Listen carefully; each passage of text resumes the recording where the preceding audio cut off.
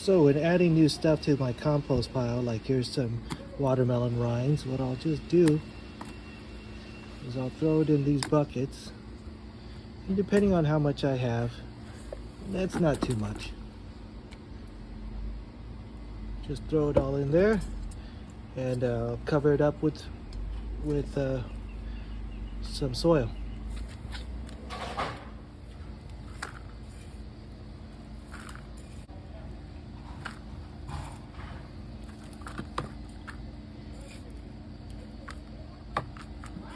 I'll put a layer, and then there'll be room for another layer of compost and then another layer of soil. And then while that's decomposing, I'll do the next composting in this bin. And by the time I have a third one, maybe I'll be able to dump this one into the main area and then start again. All right, today, so I have some new compost to add into my free range worm compost bin, and let's go check it out. Another good source of compost is using old coffee grounds. All right, so here we are at my free range worm compost bin, and you can see I started to layer the compost into the buckets, and let me show you what I mean by that. So here I started a new layer of compost, and if I lift this up, I bet you'll see a bunch of my free range worms. There you go.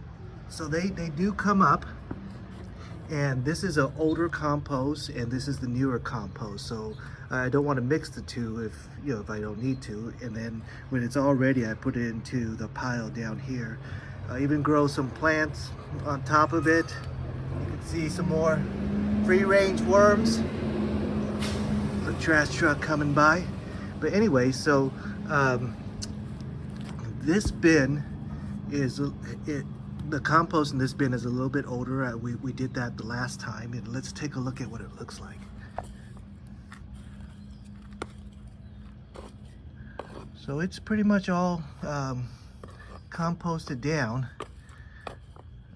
So what I want to do is I want to put the new compost in this one, which I have some fairly new stuff in here too, maybe a week ago or maybe less than a week, but I'm going to throw the compost on top of here.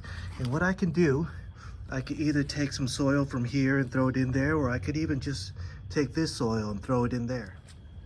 So what I'm going to do in this scenario is I'm going to throw my new compost in here. I have some peach skins and melon rind.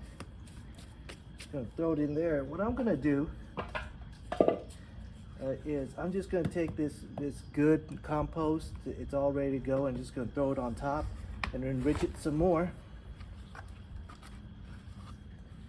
And you saw all the worms, they'll just return. Oh.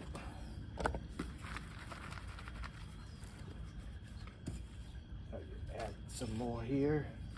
Looks like I added more compost that I forgot about, so that's good. So I'm going to add some more here. Put some soil back in there.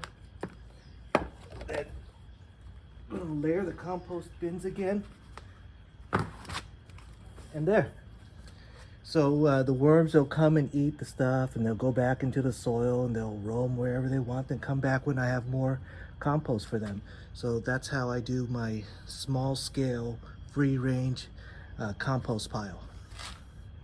Free range worm compost pile.